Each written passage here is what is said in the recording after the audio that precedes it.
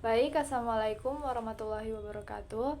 Perkenalkan, nama saya Siti Nafisa Nur Alifahani Hamka dari kelas PTIKD dengan NIM 230209501058. Pada kesempatan kali ini saya akan mempresentasikan rangkuman dari kelompok 5 terkait dengan presentasi yang mereka lakukan pada minggu kemarin, pada hari Rabu kemarin. Pada pembahasannya mereka membawakan materi yang berjudul tentang penjadwalan, scheduling, CVO. Tanpa berlama-lama lagi, mari kita masuk pada pembahasan yang pertama.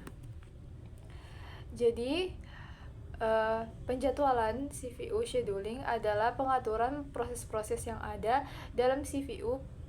Penjadwalan ini sangat penting karena menentukan performa dari sebuah CPU. Tujuan penjadwalan CPU adalah untuk menentukan proses mana dulu dan berapa lama proses tersebut akan mendapatkan pelayanan dari CPU. Selanjutnya ada tipe-tipe penjadwalan. Tipe-tipe penjadwalan pada CPU dibagi menjadi dua, yaitu penjadwalan preemptif adalah kemampuan sistem operasi untuk menghentikan sementara proses yang sedang berjalan guna memberikan ruang kepada proses dengan prioritas yang lebih tinggi. Dengan menggunakan penjadwalan preemptif, sistem dapat menjamin bahwa setiap proses mendapatkan waktu operasi dan merespon event dari luar dengan cepat. Yang kedua ada penjadwalan preemptif. Jadi penjadwalan preemptif adalah jenis penjadwalan di mana sistem operasi tidak melakukan context switch dari proses yang sedang berjalan ke proses lain. Penjadwalan non-preemptif terjadi ketika proses hanya berpindah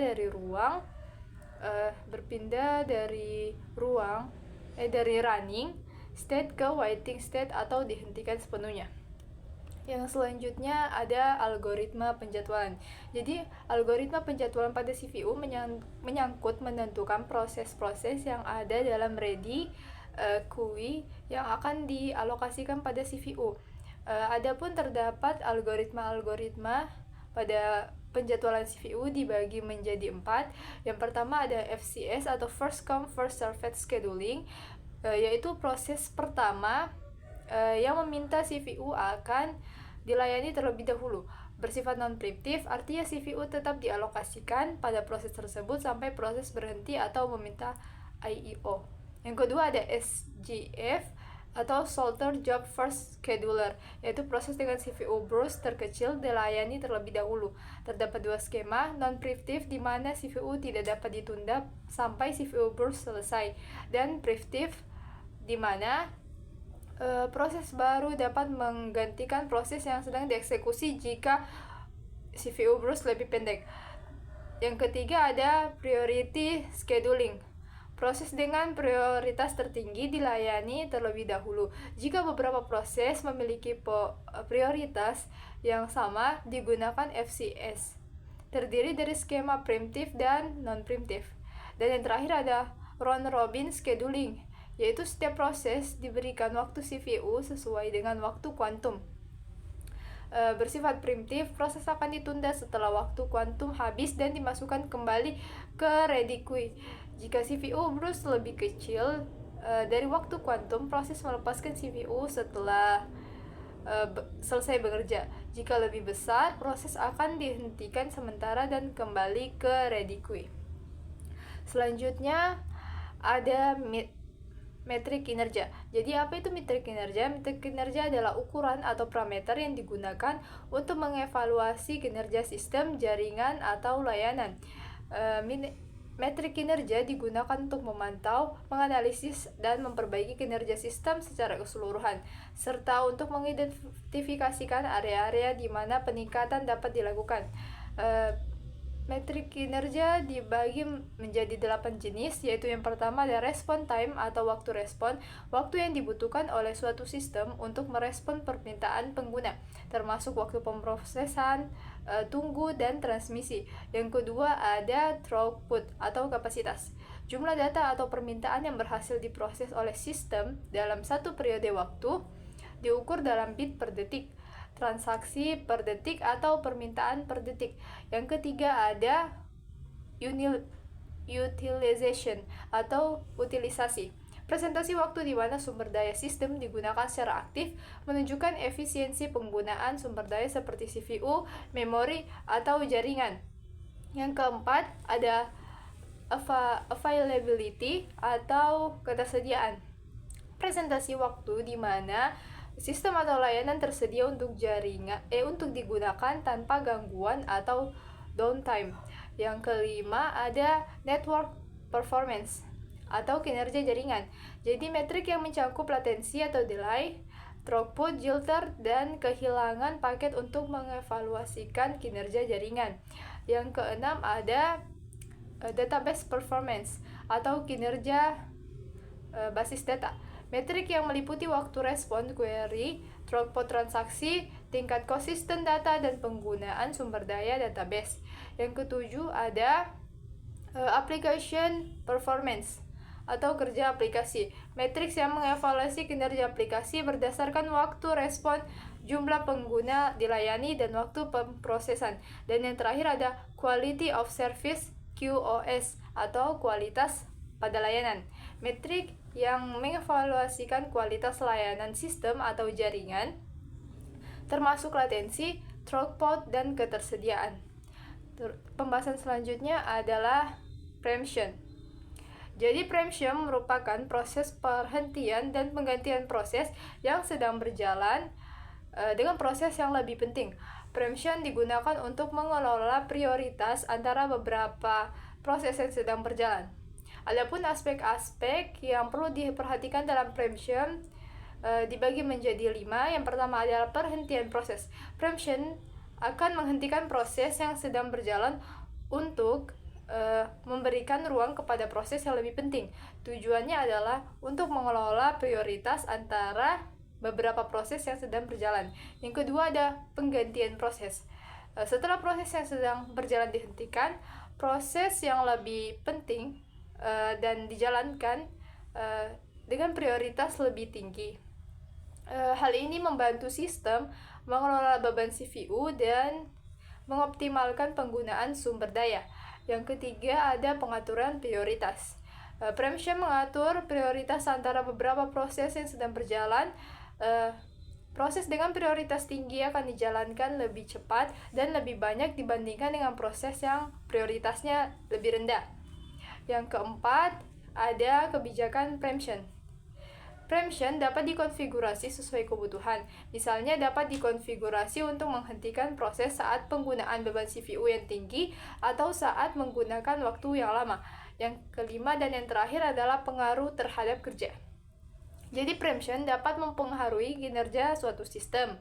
Meskipun proses yang sedang berjalan dihentikan dan digantikan dengan proses yang lebih penting, preemption dapat mengoptimalkan penggunaan sumber daya dan mengurangi latensi. Materi selanjutnya adalah deadlines. Jadi, apa itu deadlines? Deadlines merupakan batas waktu yang diperlukan untuk menyelesaikan pekerjaan. Deadlines digunakan untuk mengelola prioritas antara beberapa pekerjaan yang sedang berjalan. Adapun aspek-aspek yang perlu diperhatikan dalam deadlines dibagi menjadi 4, yaitu yang pertama ada batas waktu. Deadlines mengatur batas waktu yang diperlukan untuk menyelesaikan pekerjaan. Tujuannya adalah untuk mengelola prioritas antara beberapa pekerjaan yang sedang berjalan dan mengoptimalkan penggunaan sumber daya. Yang kedua adalah prioritas. Jadi deadlines mengatur prioritas antara beberapa pekerjaan yang sedang berjalan. Pekerjaan dengan deadlines yang dekat akan diberikan prioritas yang lebih tinggi. Sementara pekerjaan dengan deadlines yang jauh akan diberikan prioritas yang lebih rendah. Yang ketiga ada pengaturan prioritas. Jadi deadlines dapat dikonfigurasi untuk berbagai prioritas. Misalnya dapat diatur prioritasnya antara pekerjaan yang membutuhkan waktu singkat dan pekerjaan yang membutuhkan waktu yang lama. Yang terakhir dan yang keempat adalah kinerja. Jadi deadlines dapat mempengaruhi kinerja suatu sistem, terutama jika pekerjaan dengan deadlines yang dekat diberikan prioritas yang lebih tinggi. Namun deadlines juga dapat mengoptimalkan penggunaan sumber daya dan mengurangi latensi. Materi selanjutnya adalah context switching. Jadi apa itu context switching? Context switching adalah teknik yang digunakan pada sistem operasi untuk mengalihkan suatu proses atau thread dari keadaan satu ke keadaan yang lain untuk menjalankan fungsinya dengan menggunakan CPU dalam sistem. Context switching terjadi karena beberapa hal.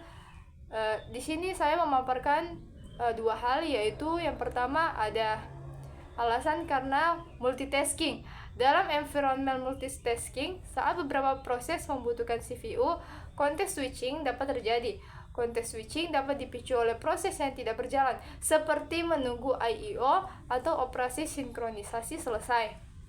Contoh umumnya adalah panggilan sistem yang menyebabkan satu proses dialihkan dari CPU untuk memungkinkan proses lain berjalan. Yang kedua ada interrupt holder atau penanganan interupsi. Adalah proses yang berjalan ketika terjadi interupsi oleh perangkat keras atau perangkat lunak. Misalnya saat proses membaca dari disk hardware atau mengirimkan sinyal interupsi untuk melakukan context switching. Penanganan interupsi juga dikenal dengan interupsi service routine atau ISR. Baik, materi pembahasan selanjutnya adalah strategi multi-queue. Strategi multi-queue adalah salah satu pendekatan dalam penjadwalan proses di suatu sistem komputer. Dalam strategi ini, proses dikelompokkan ke dalam beberapa antrian atau queue yang berbeda-beda berdasarkan kriteria tertentu, seperti jenis pekerjaan, tingkat kepentingan, atau eksistensi waktu penyelesaian yang diperlukan. Adapun pengelompokan strategi multilevel queue yang akan saya paparkan dibagi menjadi 6, yaitu yang pertama adalah pengelompokan antrian berdasarkan kriteria tertentu. Jadi proses dikelompokkan ke dalam beberapa antrian berdasarkan kriteria seperti jenis pekerjaan, tingkat kepentingan, atau estimasi waktu yang diperlukan. Yang kedua, ada prioritas antrian. Jadi setiap antrian memiliki prioritas yang ditentukan sebelumnya. Proses dalam antrian dengan prioritas lebih tinggi akan diproses lebih dulu daripada proses dalam antrian dengan prioritas yang lebih rendah. Yang ketiga, ada penjadwalan proses. Proses yang masuk ke dalam sistem ditempatkan di antrian sesuai dengan kriteria atau prioritasnya. CPU mengeksekusi proses dari antrian dengan prioritas tertinggi terlebih dahulu.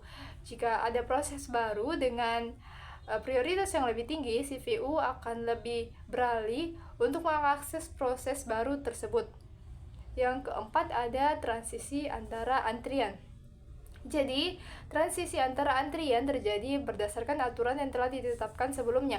Misalnya, proses yang telah selesai atau membutuhkan akses I/O dapat dipindahkan ke dalam antrian dengan prioritas lebih rendah atau antrian khusus yang digunakan untuk proses yang menunggu I/O. Yang kelima ada keunggulan strategi multilevel queue. Memungkinkan sistem menangani berbagai jenis pekerjaan dengan efisiensi karena proses dengan karakteristik atau prioritas yang serupa dikelompokkan bersama dengan antrian yang sesuai.